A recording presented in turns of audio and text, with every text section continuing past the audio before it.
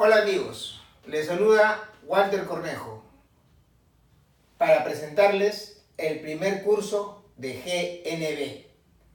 Este curso está dirigido a gerentes de estaciones, a jefes, administradores y en general al personal que labora en la estación de GNB.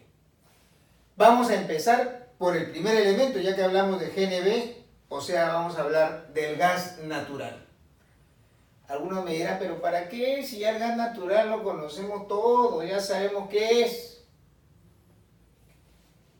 El gas natural es un conjunto de hidrocarburos. Hidro de hidrógeno, carburo de carbón. Entonces, hidrógeno y carbón. ¿Cuál de los dos contiene energía? Cierto, los dos contienen energía. Tanto el hidrógeno como el carbón son elementos productores de energía. Entonces entramos a la primera molécula, la más chiquita, el metano. El metano tiene un solo carbón y tiene 4 hidrógenos. Entonces genera la combustión perfecta. ¿Por qué? Porque solamente al CH4 se le añade oxígeno y produce CO2 y agua. Nada más, súper simple. Con los otros hidrocarburos, las combustiones son un poco más complejas. Este metano, esta molécula pequeñita, representa más del 70% del gas natural. En algunos gases es el 80, 90 y en algún gas que conocemos es del 99%. Le sigue el etano, que ya no tiene uno, sino tiene 2 carbonos y 6 hidrógenos. Este etano es conocido como el hidrocarburo petroquímico. ¿Por qué?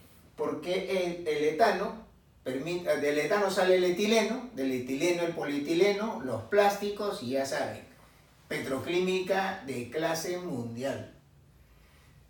Se van formando moléculas, van apareciendo en el gas natural otras moléculas más grandes, de 3 carbonos y de 4 carbonos.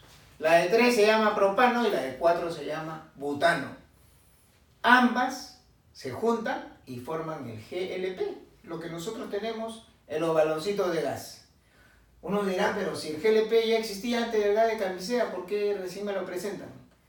El GLP efectivamente se llama gas licuado de petróleo y es uno de los elementos que se produce en los procesos de refinación del petróleo. Entonces, ya es un viejo conocido, pero antes se producía poco y había que importar mucho. Hoy, gracias al gas de camisea, este elemento se extrae del gas natural y se produce 50.000 barriles diarios de GLP a partir del gas de camisea. Y entonces ustedes me dirán, entonces hay otros hidrocarburos que se sacan también del gas. Efectivamente, lo que ocurre es que todo el gas, todos estos elementos están, cuando salen de los pozos de gas o de petróleo, salen en estado gaseoso porque el gas está a una temperatura elevada. Pero conforme se va enfriando el gas, algunos elementos, especialmente los que tienen 5 carbonos o más, estos pasan al estado líquido, inclusive a temperatura ambiente. No ocurre lo mismo con estos 4 que están arriba. El butano necesita 0 grados de frío, 0 grados centígrados. Y el propano necesita menos 45 grados.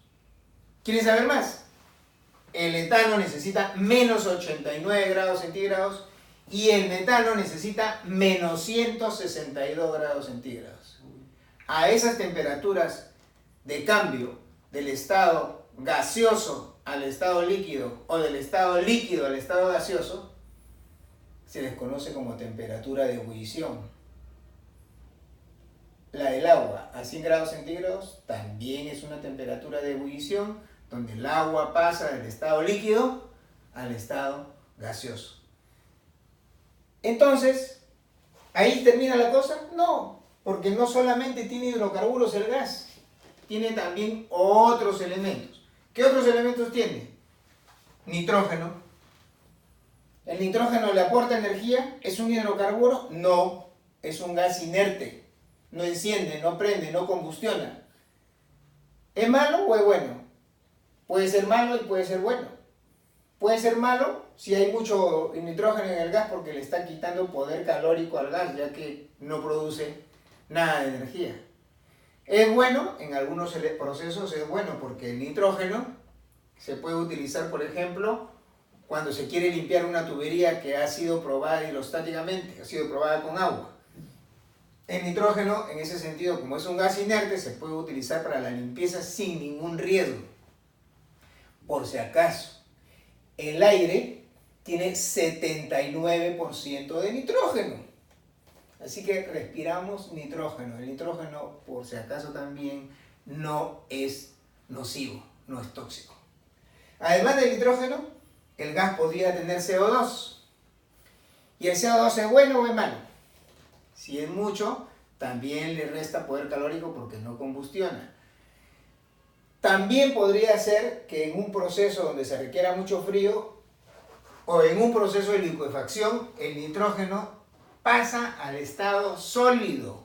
No al estado líquido, al estado sólido, a menos 56.6 grados centígrados. ¿Conocen ustedes el CO2? Seguro. Vayan a un heladero, pídanle por favor que les muestre su hielo seco y esa piedra blanca que hay ahí, que se conoce como tal, eso es CO2. También podría tener su ácido sulfídrico o sulfuro de hidrógeno, como se le conoce, donde el azufre es el elemento que daña el acero y daña otros metales y también produce daños en el ser humano, obviamente. Entonces es un elemento indeseable. No todos los gases tienen, por si acaso, azufre. Y además, el gas natural podría contener agua.